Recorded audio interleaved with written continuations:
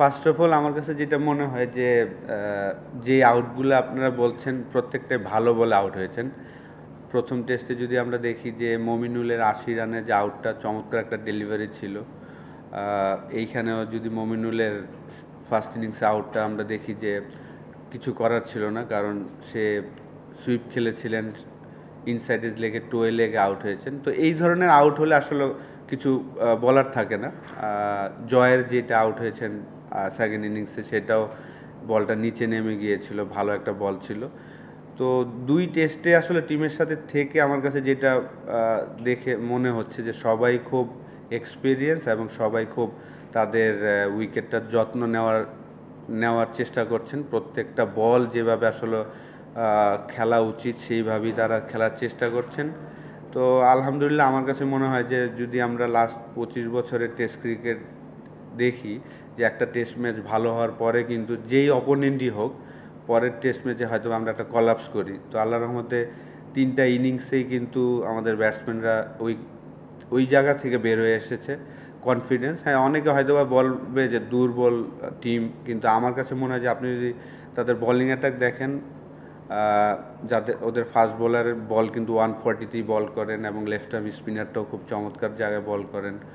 Bowling unit কিন্তু তাদের খারাপ না, আমরা ভালো ব্যাটিং করেছি যেহেতু আমাদের এক্সপিরিয়েন্স সবাই। আমাদের প্লেয়াররা আপনি যদি দেখেন যে ব্যাটসম্যানরা সবাই অলমোস্ট 50+ ম্যাচ খেলার এক্সপিরিয়েন্স, সেই এক্সপিরিয়েন্সটা তারা এই দুইটা টেস্ট ম্যাচে, এই দুইটা টেস্ট না, আমি বলবো যে আসলে লাস্ট 3-4 বছর ধরে আমাদের টেস্ট টিম কিন্তু ভালো রেজাল্টই করে। যেখানেই আমরা যাচ্ছি ফার্স্ট টেস্টটা হয়তো আমরা ভালো খেলি, পরের টেস্টটা আমরা হয়তো বা ভালো করতে পারি না। তো আমি আশা করব আপনি যেই প্রশ্নটা করেছেন যে 50 করে বা 70 করে যে আউট হচ্ছেন, এটা নিয়ে তারা চিন্তা করছেন এবং কীভাবে এই জায়গা থেকে বড় রান করা যায় এই বিষয় নিয়ে তারাও চিন্তা করছেন। এবং আশা করব যে সামনের বছর আমাদের প্রায় অলমোস্ট 2027 পর্যন্ত প্রায় 18টা টেস্ট ম্যাচ আছে।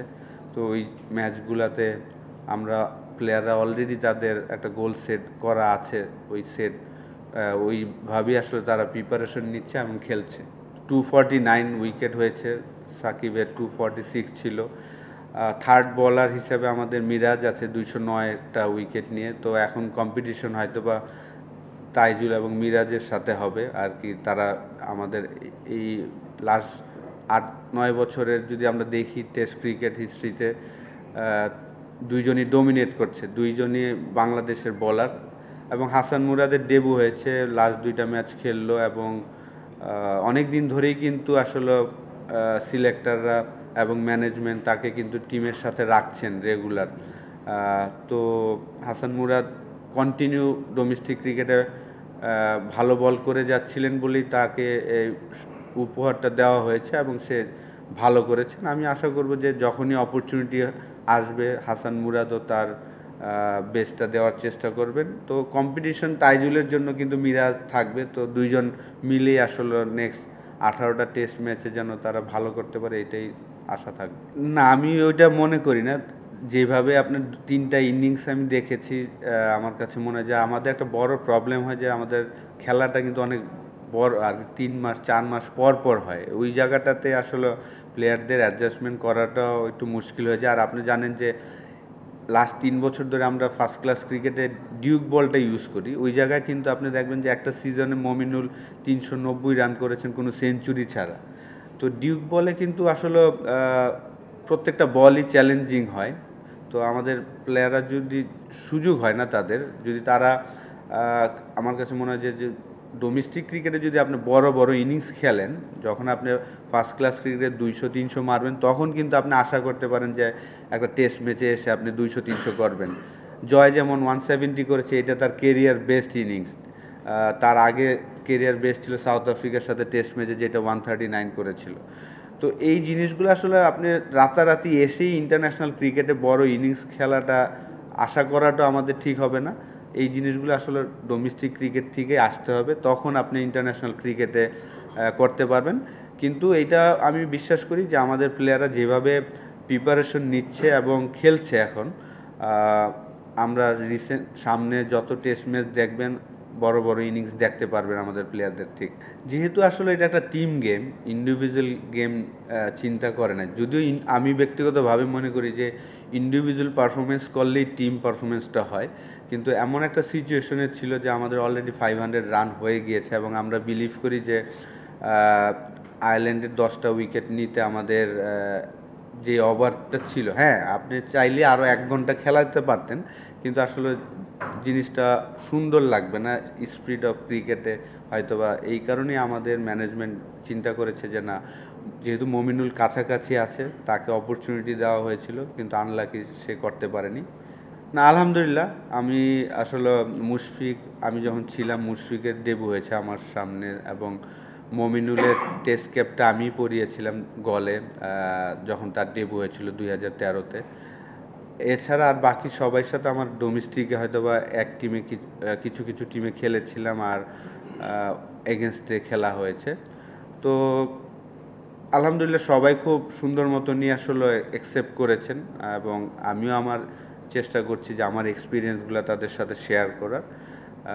যেহেতু আসলে এই লেভেলে তো আপনার টেকনিক নিয়ে অত বেশি চেঞ্জ করার কিছু নাই, যা সেখানে মেন্টালি আপনার সাপোর্ট দেওয়াটাই হলো ইম্পর্টেন্ট, যে আসলে আপনার একটা বল খেলার সময় আপনার রুটিনটা কেমন হওয়া উচিত, ওই জিনিসগুলো যদি আপনি জাস্ট রিমাইন্ড করে দিতে পারেন, ওইটাই কিন্তু একটা প্লেয়ারের জন্য এনাফ, যে আসলে 30 থেকে 50-এর মধ্যে আপনি আউট হয়ে যাচ্ছেন, পরে 50-এর পরে আপনার 100 করার রেটটা কেমন। যেমন শান্তর রেট যদি দেখেন যে 50-এর পরে তার 100-এর রেট অলমোস্ট 61%।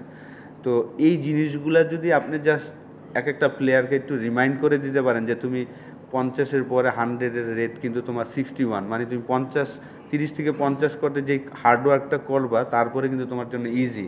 তো এই ছোটোখাটো জিনিসগুলো আসলে এই লেভেলে আমার কাছে মনে হয় যে মেন্টালি যত আপনি ফ্রেশ রাখবেন, ফ্রি রাখবেন, পারফর্ম করাটা সম্ভব। আলহামদুলিল্লাহ সবাই, কোচিং স্টাফ বলেন, প্লেয়ার সবাই খুব সাপোর্ট করছে। না, যেহেতু আসলে এই সিরিজে আমি ব্যাটিং কোচ হিসেবে আসছি, তো সালাউদ্দিন ভাই অ্যাসিস্ট্যান্ট সিনিয়র কোচ, তো আমাকে ওই ফ্লোরটা দিয়েছেন উনি, যেহেতু আমি ব্যাটিং কোচ হিসেবে এসেছি। কিন্তু আমার সাথে ওনার সম্পর্ক আগে থেকে ভালো, তো আমিও যেই কাজটা করার চেষ্টা করি, যদি আমার এক্সপিরিয়েন্স থেকে যেই জিনিসটা যদি কোনো প্লেয়ারকে কিছু বলতে হয়, আমি আসলে সালাউদ্দিন ভাইয়ের থ্রুতেই যাওয়ার চেষ্টা করি, যেহেতু উনি টিমের সাথে লাস্ট 1 বছর ধরে আছেন এবং ম্যাক্সিমাম প্লেয়ারই আসলে সালাউদ্দিন ভাইয়ের সাথে কাজ করেন। আর আমি কোচিংয়ে আসছি আসলে নতুন, তো আমিও চেষ্টা করি যদি কোনো প্লেয়ারকে কোনো ইনপুট দিতে হয়, আমি চেষ্টা করি সালাউদ্দিন ভাইকে ডেকেই জিনিসটা আমার এক্সপিরিয়েন্সটা শেয়ার করে, এবং উনি ওইটা বলার চেষ্টা করেন। এইভাবেই আসলে একটা কাজ করার চেষ্টা করছি আমরা। অবশ্যই এই উইকেটটা দেখে আসলে আমার কাছে 2008-এর উইকেট মনে হয়েছে। শ্রীলঙ্কার সাথে আমরা একটা টেস্ট ম্যাচ খেলেছিলাম, শ্রীলঙ্কা আমাদের প্রায় 500+ রান দিয়েছিল, 4th ইনিংসে আমরা 418 করেছিলাম। লাইভ ঘাস আছে, উইকেটটা খুবই চমৎকার, স্পিনও হচ্ছে, বাউন্স আছে, এবং ব্যাটসম্যানদের জন্য শর্টস খেলা যায়। যদিও ডে 1-এ আমাদের ব্যাটসম্যানরা খুব চমৎকার ব্যাটিং করেছেন, এত ইজি ছিল না, আপনার হার্ড ছিল, তো সেই জায়গায় তারা অ্যাডজাস্ট করেছেন। তো অবশ্যই আমাদের ইমপ্রুভমেন্ট করতে হলে তো ভালো উইকেটে খেলতে হবে, এবং এই উইকেটটা খুবই চমৎকার উইকেট ছিল। হ্যাঁ, এটা একটু আনলাকি আসলে, ক্রিকেটটা ব্যাটসম্যানদেরই আসলে বেশি ফেভার করে।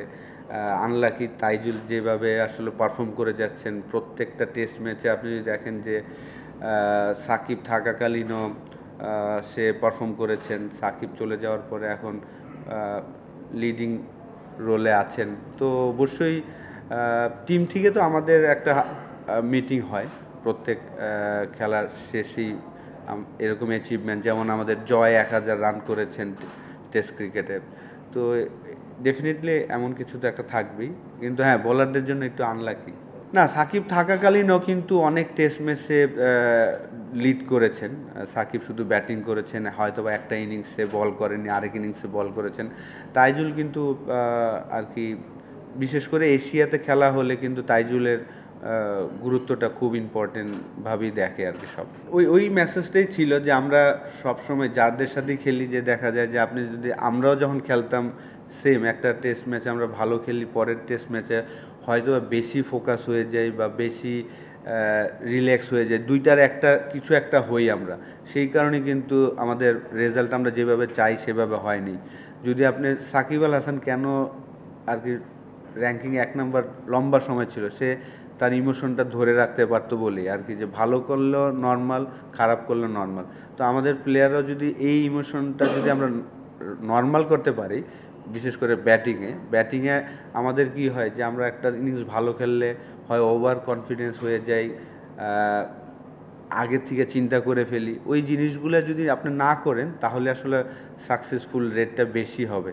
তো সেই জিনিসটাই আসলে আমাদের প্লেয়াররা করার চেষ্টা করছেন এবং মেসেজটা ওইভাবেই দেওয়া হয়েছে যে যেহেতু আপনি যদি ওয়ার্ল্ডে এখন যদি দেখেন বাংলাদেশ টিমটা কিন্তু অনেক এক্সপিরিয়েন্স একটা টিম আর কি। ব্যাটসম্যান প্রায় 50টা করে টেস্ট ম্যাচ খেলেছেন, লিটন, শান্ত অলমোস্ট 40টার মতন, মমিনুল, মুশফিক, সাদমাম ওরাও প্রায় 20টা করে। তো আপনি যদি এই টিমটা দেখেন আর কি, আপনি বলবেন না যে একটা ইয়াং সাইড, এটা কিন্তু অনেক এক্সপিরিয়েন্স একটা সাইড। তো লাস্ট 2 ম্যাচ যেভাবে পারফর্ম করছে আমি বিশ্বাস করি যে আমাদের এইভাবেই আসলে পারফর্ম করা উচিত। না খেলছে না এরকম কিন্তু না, তারা কিন্তু তাদের উইকেটটা থ্রো করছে না। আপনি যদি দেখেন যে এই 2টা টেস্ট ম্যাচে 3টা ইনিংসে আমাদের উইকেট কিন্তু আমরা আর কি ভালো বলে আউট হয়েছে। আপনি যদি দেখেন যে ভালো বলে যখন আউট হয় ওই সময় আসলে কমপ্লেন না করে আমাদের মনে হয় যে পজিটিভ কথা বলাটাই ভালো। তো অবশ্যই আমাদের থেকে কিন্তু তাদেরই মন বেশি খারাপ, যে তারা যদি 100-200 করতো তাদেরই দাম বেশি হতো, ঠিক না? তো অবশ্যই আমি আশা করি যে আমরা পজিটিভ চিন্তা করব এবং বড় বড় ইনিংস খেলবে সামনে ইনশাল্লাহ। অবশ্যই আমি মনে করি যে আমাদের পেস ইউনিটটা খুবই চমৎকার। বাংলাদেশে এখন প্রায় 8-9 জন ফাস্ট বোলার আছেন যারা অলমোস্ট 140-তে বল করতে পারেন। তো ইবাদত এবং খালেদকে খেলানো হয়েছে, ভালো করেছেন। আমি মনে করি যে যতটুকুই তারা বল করেছেন আমি বলবো যে খুবই ভালো চ্যানেল বল করেছেন। এটা নিয়ে হয়তোবা সে অত চিন্তা করে না যে আমি 70-80-তে আউট হয়ে যাচ্ছি, এত চিন্তা করছেন না। সে প্রসেসটা ঠিক রাখছেন কিনা এটা ইম্পর্টেন্ট।